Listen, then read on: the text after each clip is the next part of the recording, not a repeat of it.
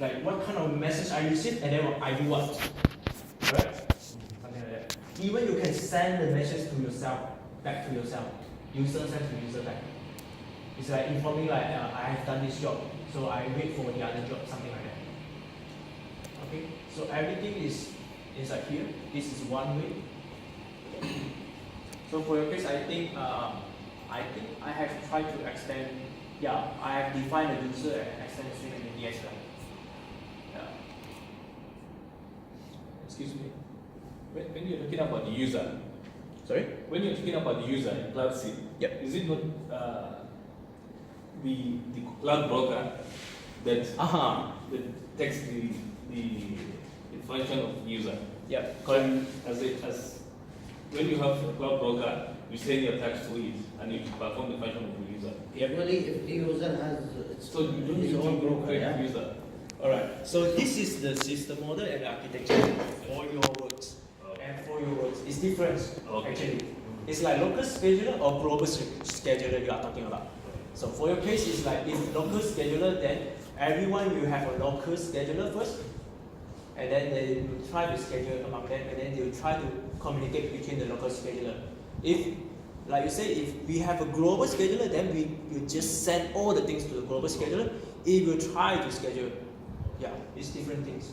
It's based on your works, how you define your system model and architecture. You need the global broker. Yeah, if your system model and architecture has an entity called global scheduler, then you definitely need to define. Yeah. If like maybe some others are doing the peer-to-peer, then they don't have the global scheduler. They just like have a different local, then communicate peer-to-peer. Yeah, there's difference. It depends on your work actually. So like you say, if by default we don't have the user because CloudSim that assumes like the communication between scheduler, data center. That's all. For task scheduling, they're just concerned about how the scheduler schedule the task. They doesn't simulate user submit the task to the cloud scheduler. Yeah. So for me, I need to simulate the front part until the end part. So I define myself the user class, and then I define all the behavior of the user, like what it do, what the user do when he receives certain things, and then you need to send what kind of thing to the CloudSim scheduler. You can define all by yourself. All right. So if you guys want to try it out, I can give you guys some times, so that maybe you guys can face some difficulty when you try to define your own class, like for the case like just now the user class. Maybe you can try to define something like user and then what attribute for the user have, like files, names, locations, and then budget, something like that. Okay. So if your work is concerned about like the user have certain budgets, different user have different budgets, and then you definitely need to define it in the user class. And then like a user have something like locations. If your things is location aware, like you need to be aware of where is the task submitted to the cloud scheduler. So definitely you need these attributes. Okay? You guys want to try it out or what? I hope you guys have some idea about the like the things you need to modify. How about the same entity? How to communicate between two entities? Like if I have two entities, like new classes, I want to communicate between them. So how can I define it here? Yes, if you need two things to communicate each other during the simulation runs, you definitely need to extend from the same entity, right? Like for example, if you create a node, extend from entity, a same entity, then you define the process event. You override this process event, and then you can say like CloudSim receive from nodes, message from nodes, and then here you can send to the other node's ID what you want to send. Put it here. That's all. Then they will communicate each other. CloudSim, we have usually two methods to use to communicate between the entity. One is send now without any latency, any delay. The message will go through to the other. If you are latency away of something, then you use send. There will be one more variables to put it like the delay. Okay, you can put like 2 seconds or 3 seconds, something like that. So in the simulation run, it will just like add 3 to the simulation time when this the other entity receive this message.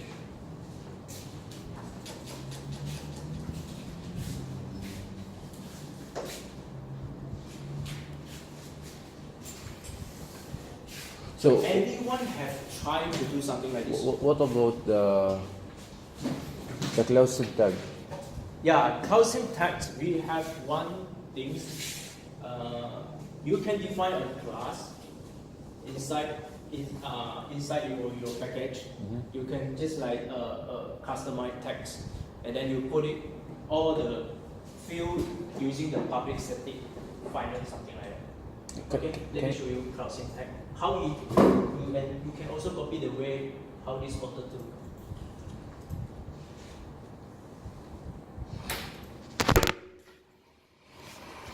Yeah, even we have the data cloud tags, as you can see, this one is more concerned about the data. Yeah, for you it's like you can do something like what node cloud tags. Yeah, something like that. Network cloud tags. Okay, so inside this one, right? Yeah, as you can see, it's like statics final. This one is not meant to be accessed by the other one, so I think yeah, this one, something like this.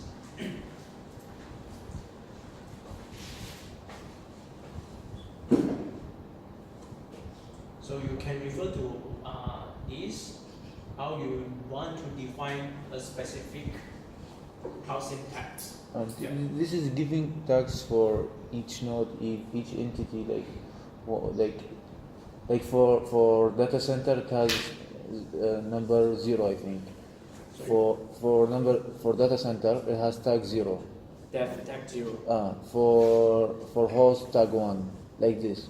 Yeah. So it's giving the tags, it's depend on the sequence of creation. Yeah.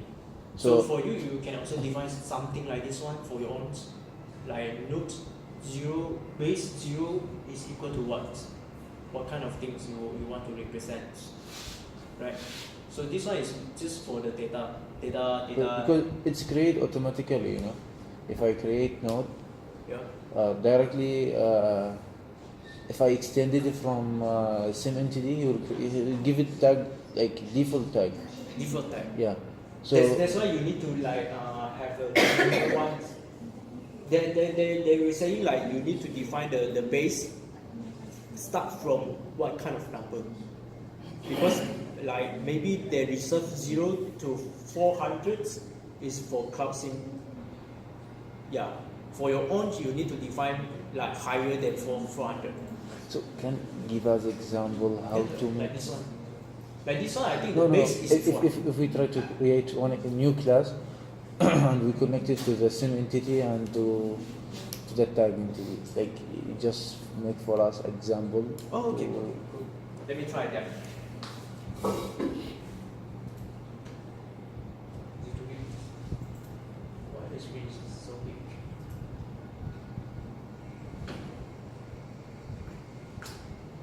I never know.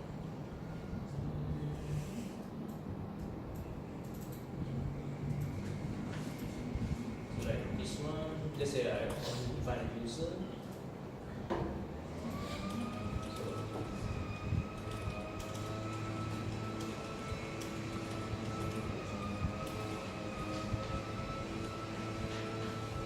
Take it easy.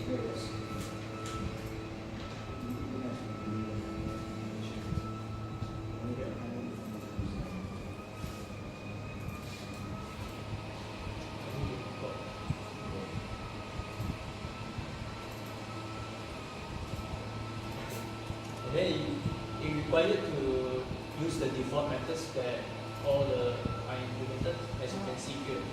Alright, process event you definitely need to define. Like for one case, I can just like something. Okay, I use back this one.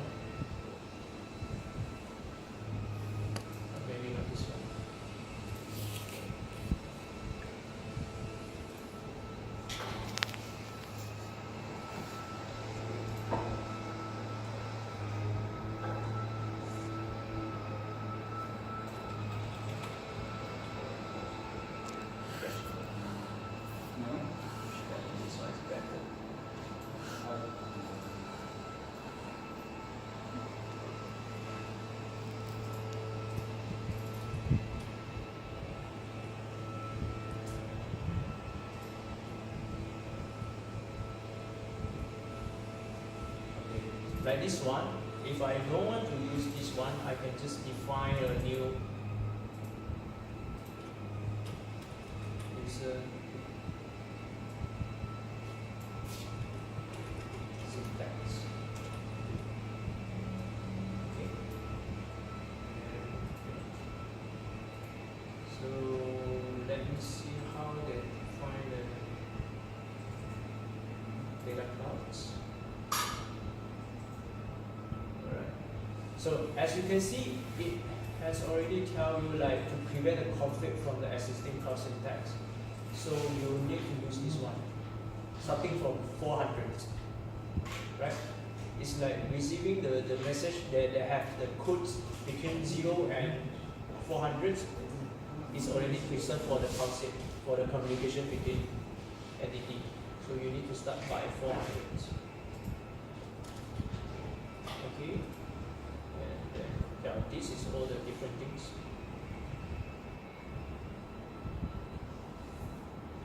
Okay.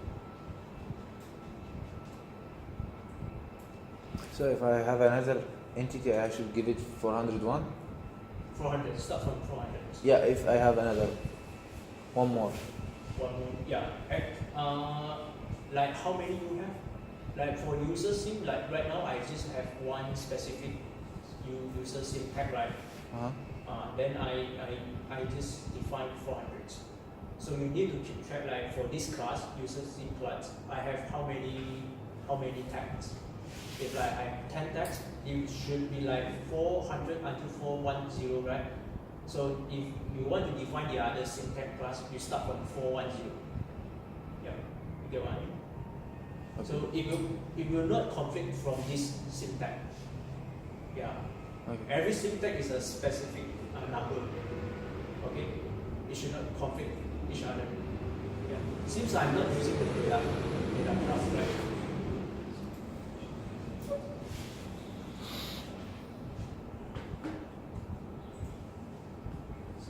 Yeah, it should be this one, register. So, try this one. So, if I say it's like testing. Right? So, I can just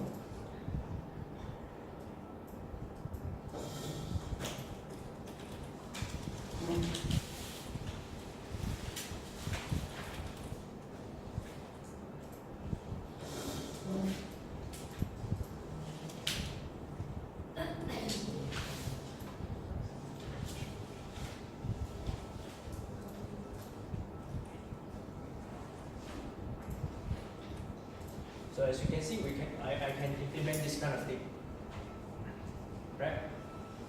So if I receive this text, what I want to do, I can define like here.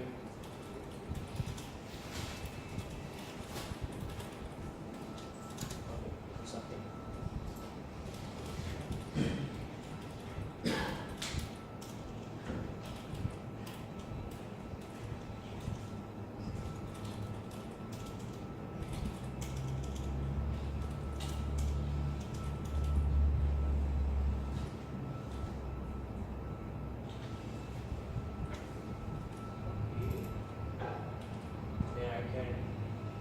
Put it here. Here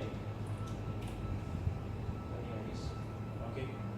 So if you want to receive something from the other entity, so we have the ev dot get data. Correct? So if you receive the events, and then from the event we get the data, and then we might need to process the data, let's say. So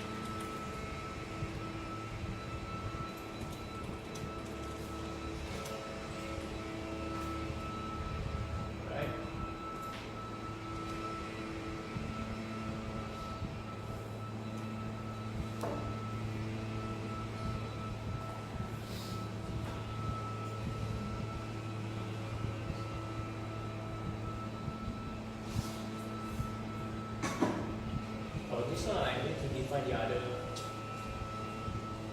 data center as well. If I want to try something like different behavior. So let me show you guys like okay.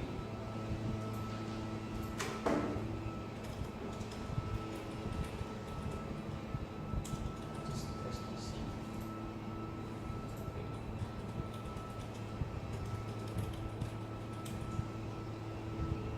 Capital C. Yeah. Yeah.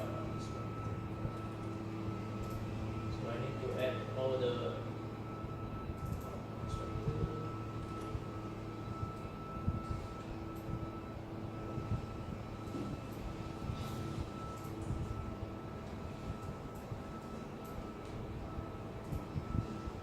so I will try to see what is the behavior by default data center do.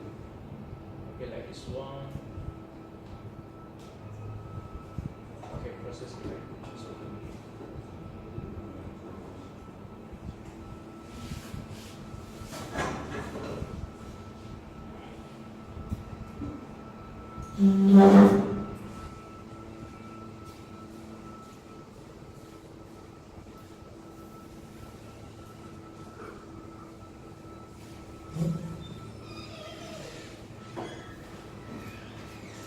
Okay, right now I haven't implemented the data center, so by default,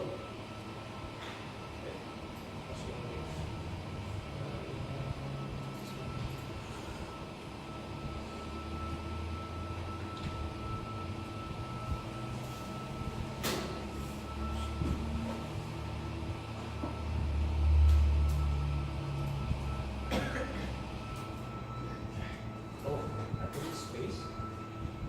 Oh.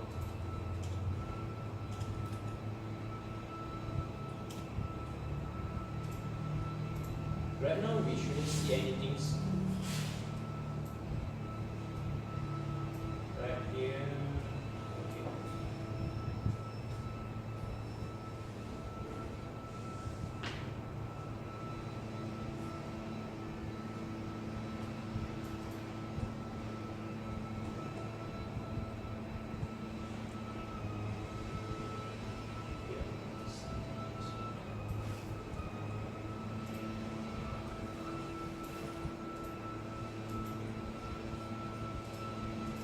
Yeah, I can trace back something like this one. If I seize the output here, right? And then I want to know like where this output is producing. Where can I find it? I search from here. I think yeah, we invoke this method. How the CloudSim invoke this method? Can I trace back? Like this one. See. Oh, okay. So this one will be invoked by the SIM entity itself. So for this one. So if you want to certain message, instead of like shutting down, then you can override this one. Inside. Okay. Where is it? FTC. Looking at this one. So we don't want to print this one.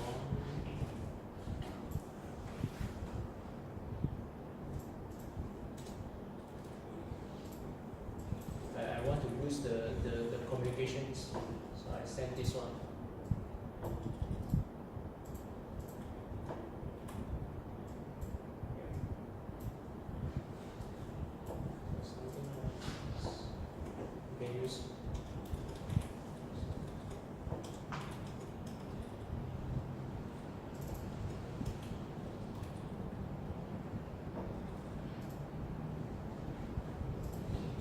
Even like this one, if you don't familiar with the set now, you can try to look inside the CloudSim modules. I think it's inside the core, right? So like this one, you can search from here. And then you can see like which class is using this kind of way of sending the message. Like this one is the base class, SIM entity. They introduce this one. So as you can see from here, we are, this method is actually involved the other method called send. And then this one is the entity ID, CloudSim tag, and then what kind of thing you want to send to the entity. Alright? So like this one, I think it's just this.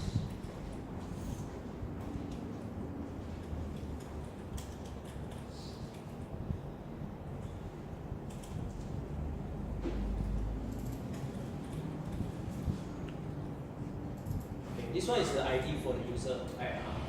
So for this one, SIM entity we have ID. So can we set the ID for SIM entity?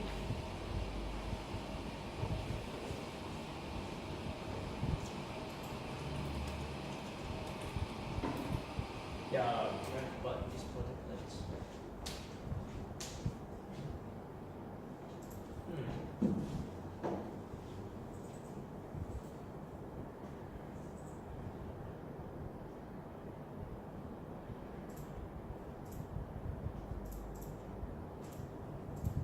So and then this one, if I think you need to know the ID for each the entity you simulate inside the CloudSim in order to send the message to the things. So this one I need more. You just need to call it actually. I think you just need to call it. You just said get ID same. So if you extend it from SIM entity, Yeah, you extend it from SIM entity, right? yeah. So you just need to call it. Call what? Get, just make get ID. From the data center? No, right? Because right now we are inside the test DC class. So if we call the get ID, it's get the DC. It's called the data center ID. Yeah. But we want to know the user ID. So I think by default we have a A user extended from SIM ID, right? yeah. So you just need to call it. Call what? Get ID. Get ID from? User get ID. Yeah, user dot get ID. Just try it. Yeah. No. Because the user extended from SIM ID, Yeah. entity. So the entity is actually registered to the GIS. No, the SIM entity. CIS, I think. SIM entity will give the ID to the user. Yeah. So the user now already has the ID. Okay, let's say this one, right? What you're suggesting is like you put user. Yeah. Something like this one. Dot. Yeah. You get what I mean? Yeah. So because these two entities right now, it doesn't know each other, but we need to get the information from the CIS, not information service. Yeah. So this is the another entity. Maybe I can try to like get entity something like this. If I'm not mistaken. Yeah. See, we can get the ID. Let's go through the CloudSim here. This one. So we have get entity. Do we have get entity ID?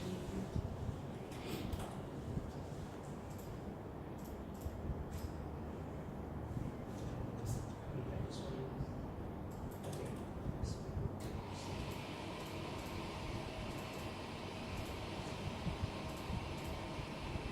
Yes.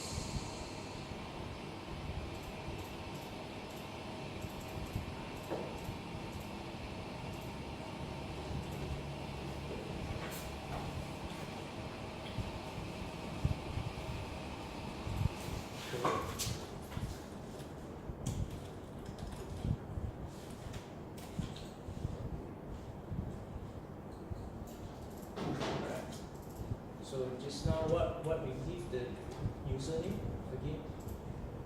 That's user one, right? Okay, I can do something like this one. Okay, whatever.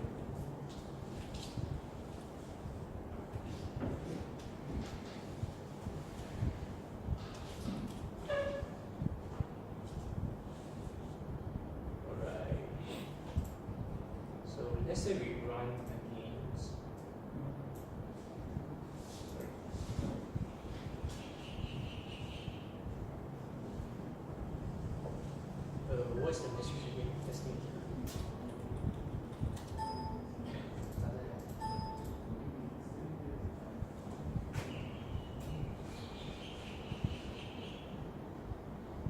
Oh, we doesn't use the test data center. Alright, so this one.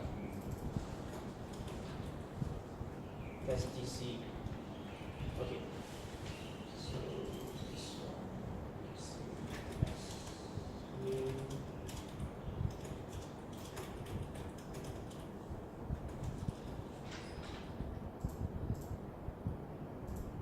What's oh, we need to put all the things.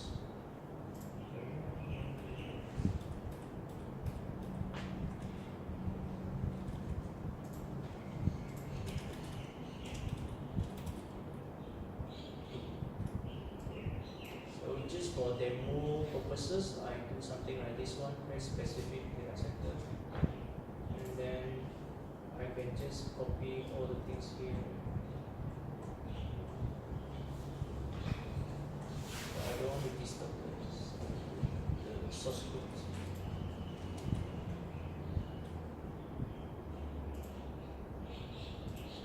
Okay, something like this one. So in the example class, it shows something like how we create a data center with specific host, general host. So if for your case, for your study, if you want to specify what kind of data center, how many hosts I have, how many core I have, then you can do something like I did just now. So I just copy, and then here we have something like an IPS. I can modify here, something like this. Okay. So instead of returning the data center, this is returning an PC. So inside here, we are no longer creating the data center. Yeah.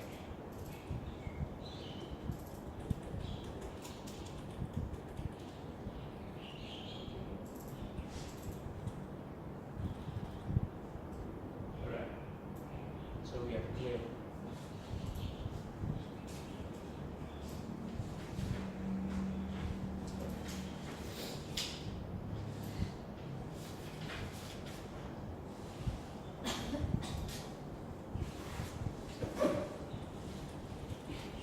Okay.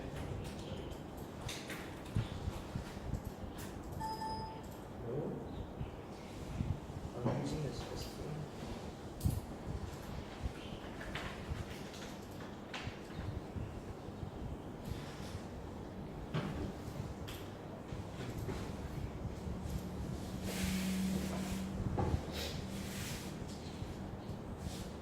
Oh, okay. I shouldn't use these methods because it's shutting down the entity. So means that the test result has already shut down. So we can't receive anything. So this one user right, something. Starting? After starting? Then wait. Instead of using this one, I think.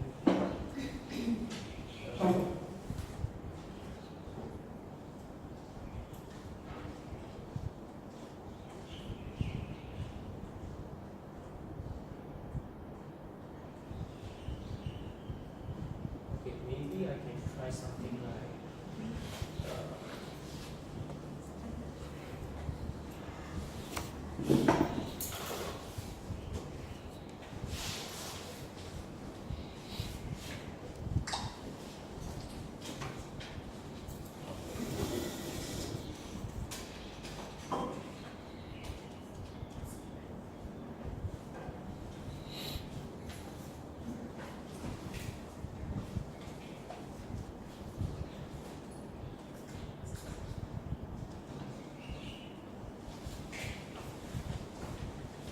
Start in instead of this one, I think maybe we can try something like this one. I'm actually not sure.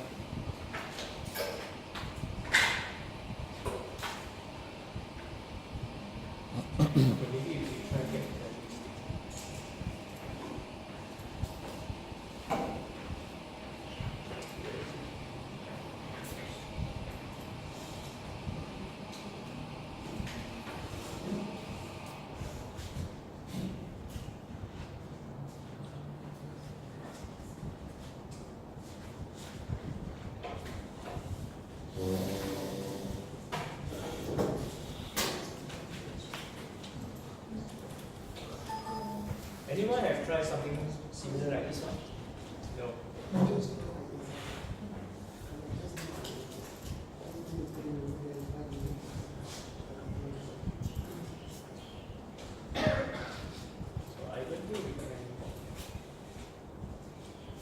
because if I use the start entity, you might also have an issue like we are sending to the user, but the user haven't start yet the entity. So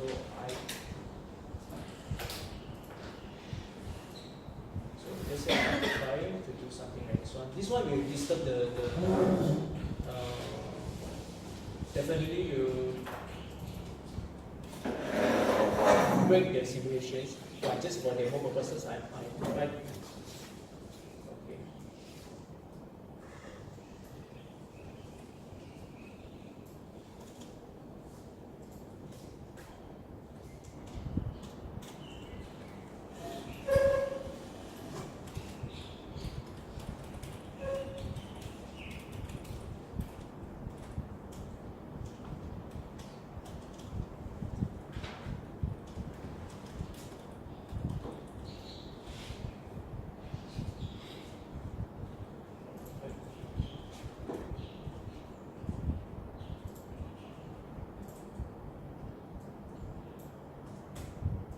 Right. Yeah, try. Okay. So, yes, as you can see, you received the testing 1, 2, 3. Alright. The now is because I assigned this one, I didn't return the data center characteristic because I want to see the changes I've made. So as you can see, when I start this user and the data center has communicated, passing the message testing 1, 2, 3. Okay. I hope you guys understand, right? This one. Okay. So as you can see, when this is what I've done just now, I think the brokers sent the request for asking the characteristic of the data center.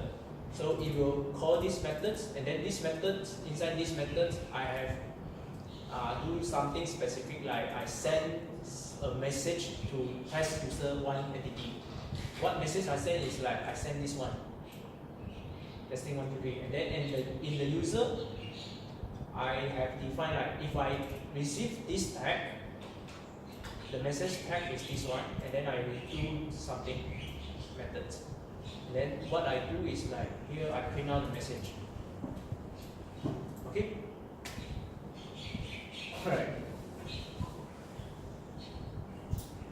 Okay? Alright. You guys understand? So this is very Actually, in the first place, I want to speak of myself. Alright, sir.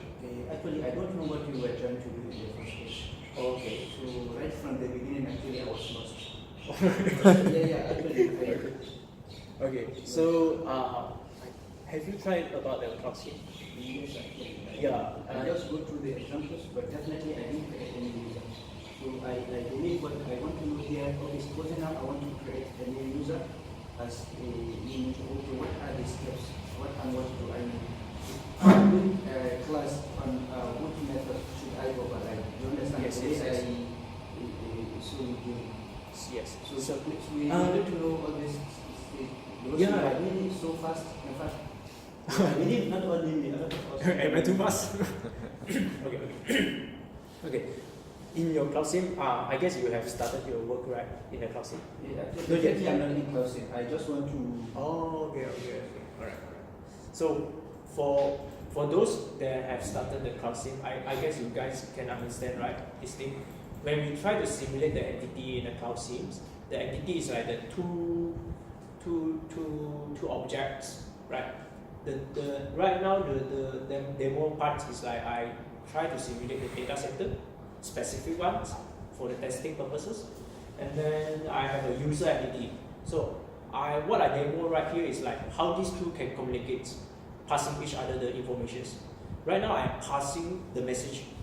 So if like energy, if I extend the class data center, I call it energy data center, and then I want to send this consumption of data center, how this data center can send to the user about my energy consumption is high, something like that. So how I can do something like just now. I extend the methods and then I write the tags like sending, when the user receives this tag, it will know it's sent by the data center and what I do. I record down or I do something. I do the migration or do something other than that. So this is how communications between the entities during the simulation time. I mean, if you know Yeah, Java, I have a suggestion. You see, if because maybe we don't want to let the advanced guys be bored, and we don't want the beginners to also lose. So my suggestion is that if you get a real world example, yes, and then you do it step by step, or perhaps even start from the beginning, so that we are all on the same page. Okay, one And example, then from there you move with examples. example, my Then house. you follow. Super. Because I think that all of us are CloudSim experts. actually, you just need to understand the logic of the example, not the example itself. Because Yeah. if you change the name, you will get lost. So Yeah. basically, what he explained, I mean, just two entities, they need to communicate with each other. So you need just to understand the logic. After that is Java. So everyone here like knows Java. So basically, he can't like explain Java code. He can just explain. Yeah. If you get the concept, like I think in a classroom is all about communication. exactly. Yes, because the simulation run We need to this entity is communicating with this entity. You understand? Yeah. Not specifically the directly the code. So how does it communicate? It is correct. There are a lot of methods.